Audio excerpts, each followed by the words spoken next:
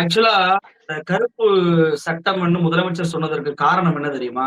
ஒரு சட்டம் எப்போ வந்து முறைகேடான சட்டமா மாறும் அப்படின்னா, அந்த சட்டத்தை தவறுதலாக பயன்படுத்தும்போது தான் அது கருப்பு சட்டமாக மாறுது.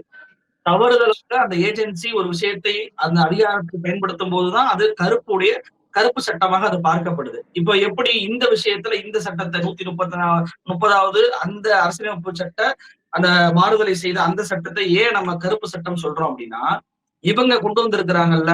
அதாவது 30 நாட்கள் ஜெயில்ல இருந்தாவே அவர் தன்னுடைய பதவிய ராஜினாமா பண்ணிறணும். அது பிரதமரா இருந்தாலும் சரி, முதலமைச்சரா இருந்தாலும் சரி, ஒன்றிய அமைச்சரா இருந்தாலும் சரி, மாநில அமைச்சரா இருந்தாலும் சரி. இவங்க கட்சியிலேயே ஒருத்தர் அப்படி இருக்கிறார். அதாவது 2014ஆம் ஆண்டு முதல் உத்தரப்பிரதேசத்துடைய எம்எஸ்எம்இ அமைச்சராக யார் இருக்கிறான்னு பார்த்தீங்க அப்படின்னா, ராகேஷ் சச்சான் அப்படின்ற ஒரு நபர் இருக்கிறார். இவர் 2022ல கான்பூர் செஷன் கோர்ட் இவர குற்றவாளி அப்படின்னு சொல்லி அறிவிச்சு இவருக்கு சிறை தண்டனை கொடுக்கப்படுது. ஆனா இவர் ஜெயிலுக்கு போகவே இல்ல. ஜெயிலுக்கு போகாமயே பெயில்ல வர்றாரு.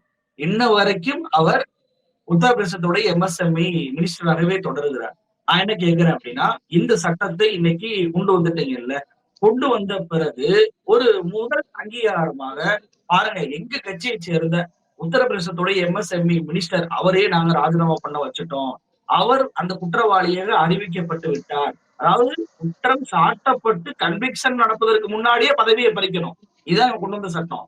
ஆனா குற்றம் சாட்டப்பட்டு குற்றவாளி என்று கோர்ட்டால் அறிவிக்கப்பட்ட ஒருவர் இன்னும் அமைச்சராகவே தொடர்கிறார் உத்தரப்பிரதேசத்துல. ஏன் அவருடைய பதவியை ராஜினாமா பண்ண சொல்லவே இல்ல? ஏன் அவரை வந்து கைது பண்ணவே இல்லை அப்படின்ற அந்த கேள்விக்கு அமித்ஷா கிட்ட பதில் இருக்கா? இதை கூட விட்டுருங்களேன். உத்தரப்பிரதேசம் அப்படின்ற மாநிலம் மோடியுடைய அமைச்சரவை 3.0 சொல்றோம்ல, மோடியுடைய 3வது அமைச்சரவையில 39% அமைச்சர்கள் மீது கிரிமினல் கேசஸ் இருக்கு.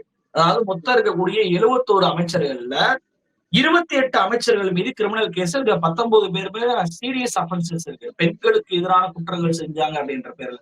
ரொம்ப குறிப்பாக பாத்தீங்கன்னா, சாந்தனு தாக்கர், சுகந்தா மஜும்தார் இவங்க மீது கொலை குற்றமும் இருக்கு, பெண்களுக்கு எதிரான குற்றமும் இருக்கு.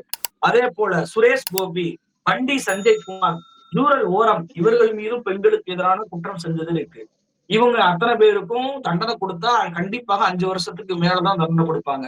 அப்ப இந்த சட்டத்தின்படி எங்களுடைய ஒன்றிய அமைச்சர்கள் 28 பேரையும் நாங்கள் ராஜினாமா செய்ய போகிறோம். அவங்க வந்து பதவியை பறிக்க போகிறோம் அப்படின்னு சொல்லி அமித்ஷா அறிவிப்பாரா?